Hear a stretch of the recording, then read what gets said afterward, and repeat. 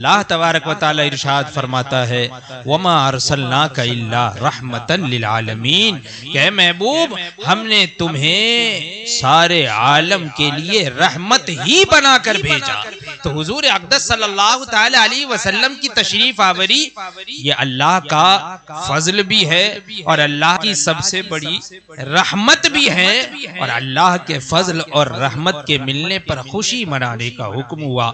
تو حضور اقدس صلی اللہ تعالی علیہ وسلم کی تشریف آوری ہوئی تو حضور کی تشریف آوری کا ذکر کرنے، خوشی منانے کہ یہ اللہ کا بڑا فضل ہے، اللہ کی رحمت ہے، یہ عین قرآن پاک اور اللہ تبارک و تعالیٰ کے حکم کے مطابق ہے، اور اللہ تبارک و تعالیٰ کے حکم کی فرما برداری کرنا، اس کے حکم کی اطاعت کرنا یہ کوئی ناجائز اور حرام اور بدعت نہیں ہے، بلکہ جائز اور حلال اور مستحسن۔ تو اب اگر کوئی اعتراض کرے کہ میلاد کہتے کسے؟ میلاد کا معنی ہوتا ہے حضور اقدس صلی اللہ تعالی علیہ وسلم کی ولادت اور حضور کی تشریف آوری کے ذکر کی محفل سجا، اسی کا نام ہے میلاد۔ اب دیکھیے ایک اور جگہ اللہ تبارک و تعالی ارشاد فرماتا ہے وَذَكِّرْهُمْ بِأَيَّامِ اللَّهِ، اے محبوب ایمان والوں کو، لوگوں کو اللہ کے دنوں کی یاد کراؤ۔ یعنی یاد کرنا یہ تو الگ بات ہوا، دوسروں کو یاد کرانا۔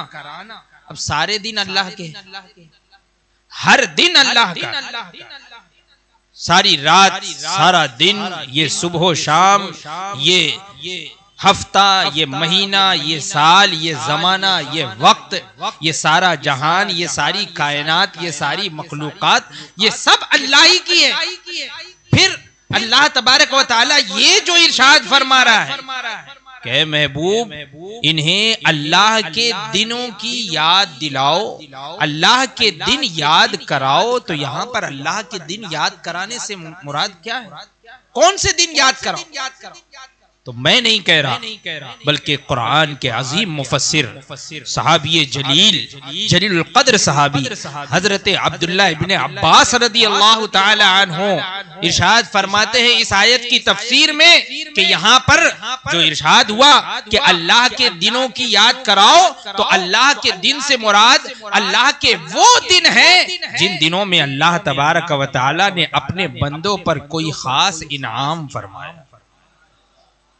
اللہ تبارک و تعالی نے اپنے بندوں کو کوئی نعمت عطا فرمائی، وہ دن یہاں مراد۔ جس دن بھی اللہ تبارک و تعالی نے اپنے بندوں کو نعمت عطا فرمائی، تو اب جس دن اللہ تبارک و تعالی نے اپنے بندوں پر کوئی انعام فرمایا، کوئی نعمت عطا فرمائی، اس دن کو یاد کرنے کا حکم دیا گیا کہ یاد کرو، اور اے محبوب لوگوں کو یاد دلاؤ، لوگوں کو یاد کراؤ۔ اور یاد کب کرایا جاتا ہے؟ یاد کب کرایا جاتا ہے؟ یاد اسی وقت کرایا جاتا ہے جبکہ وہ چیز ہو چکی ہو۔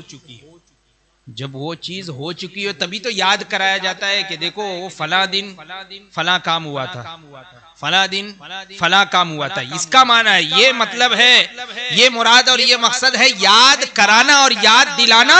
یاد کرنا، یاد کرانا، یاد دلانا یہ اسی وقت ہوتا ہے جبکہ وہ کام ہو چکا ہو۔ تو اب اگر کوئی یہ اعتراض کرے کہ حضور اقدس صلی اللہ تعالی علیہ وسلم کی تشریف آوری تو جب ہوئی تھی تو وہ خوشی کا موقع تھا، وہ اللہ کے رحمت کے ملنے پر لوگوں نے خوشیاں منائی، اللہ کے فضل کے ملنے پر اس وقت اس دن لوگوں نے خوشیاں منائی، آج تم کیوں خوشی مناتے ہو؟ تو دیکھو اللہ تبارک و تعالی خود ارشاد فرما رہا ہے کہ ان دنوں کو یاد کرو اور یاد کراؤ۔ پتہ یہ چلا کہ وہ دن گزر چکے ہیں، لیکن تا قیامت تم انہیں یاد کرتے رہو، ان کا ذکر کرتے رہو، اس دن کو یاد کرتے رہو۔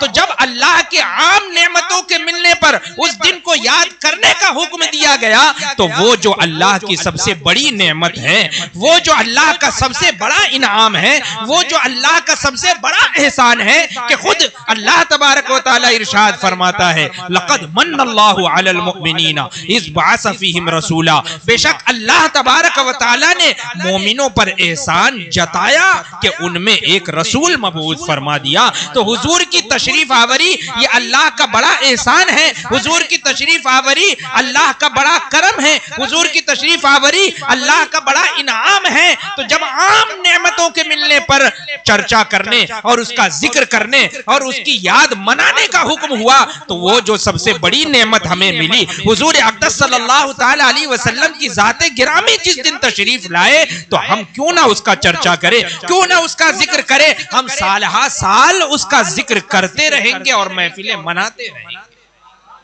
تو یہ محفلیں منانا اور ذکر کرنا یہ قرآن پاک کی ان آیات کریمہ کی روشنی میں عین شریعت مطہرہ اللہ اور اس کے پیارے حبیب صلی اللہ تعالی علیہ وسلم کے احکام کے مطابق ہے، کوئی ناجائز اور بدعت نہیں۔